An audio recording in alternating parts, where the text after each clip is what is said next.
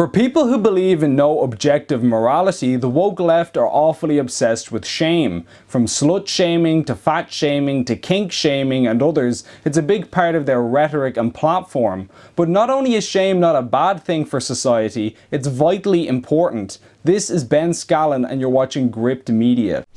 It's clear to anyone with eyes that in recent decades there has been a radical sea change in the moral direction of Western society. We see this everywhere we look. If recent opinion polls and studies are to be believed, everything that was once frowned upon in the public square, from casual sex to alcohol abuse and even illegal drugs, are now considered part of the new normal. There has been a concerted effort on the part of many media and culture outlets to remove any traces of stigma around many of these things, and clearly it's worked. Now, of course, things like substance abuse and loose sex are not new inventions by any means. Brothels and excessive drinking are as old as humanity itself. But there is a key difference between 100 years ago, when there was a kind of seedy underbelly to society, and today, when that underbelly is actively and vigorously promoted by many culture outlets. Things that we once did in secret as a civilization and felt great shame for, like for example prostitution, are now openly and proudly celebrated culturally.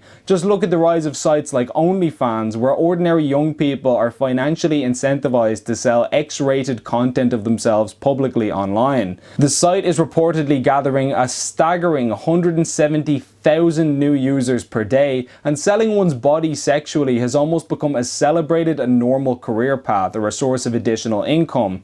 At one point not too long ago, sexualizing young women was a thing that was roundly condemned by everyone, at least outwardly. Now it seems that many people don't even pretend anymore. We have the HSE officially recommending that young people have phone and online sex during lockdown, as in sending naked pictures of themselves to people via social media, which is a practically terrible idea no matter what your moral code is. We even have Irish senators boasting about the fact that there are nudie calendars in their office. In short, while there has always been a hedonistic streak running through the human heart, we are now losing all shame about it and flaunting it publicly. However, it's a noteworthy and often overlooked fact that as society continues on its inexorable march towards social liberalism, shame has become a major part of the left's vocabulary. Opposing shame is a central plank in their entire agenda. This is clearly not a coincidence and is, in my view, psychologically significant. For example, in recent decades, Western feminists have complained about the prevalence of what they call slut shaming, as in criticizing someone for overtly promiscuous behavior. Actress Kristen Stewart even complained that she was being slut shamed for being photographed making out with another man while she was in a relationship, effectively cheating on her boyfriend. In the same vein, we've heard the left invent terms like kink shaming, as in shaming or scrutinizing someone for flaunting bizarre, often unhealthy sexual fetishes.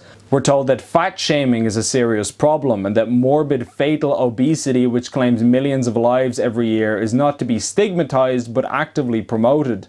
They talk about drug shaming, STD shaming, and a whole host of others. In other words, they are obsessed with the subject of guilt and are determined not to feel any at all costs. We're apparently to believe that sleeping with a new person every night, letting yourself become obese, catching an STI, snorting crystal meth, and wanting to dress up like a dog while your wife spanks you with a paddle is all perfectly normal behavior that you shouldn't feel bad or ashamed of in any way. In fact, to the woke left, the worst thing you can do is make someone feel ashamed of their actions, even if what they're doing is genuinely morally wrong. Here's the thing: being promiscuous, cheating on your partner, indulging in deviant sexual practices, and catching STIs as a result is bad. There's a reason that STI rates are surging to record levels every year, including even extremely serious ones like HIV. As men and women lose respect for each other sexually, sex crimes like sexual assault have become more prolific than ever before. More and more young people are choosing not to get married, which contributes to the breakup of the family unit at a societal level. People are refusing to settle down and have children, erosion, which results in all kinds of demographic issues going forward. Additionally, every year we have thousands of unplanned pregnancies as well as thousands of abortions. Perhaps most disturbingly, almost 60% of boys report seeing pornography for the first time under the age of 13. In other words, more than half of young men walking around in society today have been exposed to gratuitous sexual content since they were children. And the reason all of these things are increasing is because the things which lead to STIs and the things that damage family relationships and the attitudes that allow children to consume depraved online content aren't stigmatized anymore with evidently devastating consequences. For example, it's been shown that the more sexual partners a person has before marriage, the more statistically likely their marriage is to break up, just to name one relevant example. Similarly, the negative perception around, say, obesity or illegal drugs might have something to do with the brutal health effects of both, which thousands of poor unfortunates discover every year when they tragically die an untimely death due to their weight or because of an overdose. If being opposed to all of this is old-fashioned, then consider me guilty as charged. This might sound crazy, but I don't think that it's a coincidence that these figures coincide perfectly with the complete and very public moral decay of Western culture. The fact that these things are frowned upon is not a result of arbitrary religious hang-ups from a bygone age, but because they materially affect the society we live in and were implemented for a reason. To quote G.K. Chesterton, "Don't ever take a fence down until you know the reason it was put up." Shame is a vital tool for creating moral norms without physical force. That cringing feeling that we all get when we know we did something wrong and are drawing the judgment of our peers is essential for every civilized society and every individual's life to keep us all from giving in to our base instincts. Not only is shame not bad, it is essential. But there's another aspect to this, and it's more psychological. We always hear about shame, but never about that old forgotten word which has all but fallen out of use: conscience. In fact, we shouldn't even use shame as a verb, as in he shamed me, she shamed him, etc. This is wrong. Shame can only come from inside us. The left's visceral negative reaction to any criticism of their behaviour exposes the kernel of self-doubt in their heart and reveals that they know deep down their life is not being lived the way it should be. When we feel guilt, it's the weight of our own conscience bearing down on us, but most normal people don't think about it on a daily basis. Considering most of us don't live over-the-top immoral lives, we're not haunted by our actions and waking up in cold sweats every night racked with anguish.